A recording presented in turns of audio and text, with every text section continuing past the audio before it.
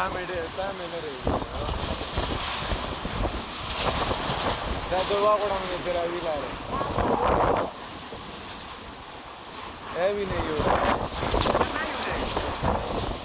دا ورکنه یې شي په تعلیش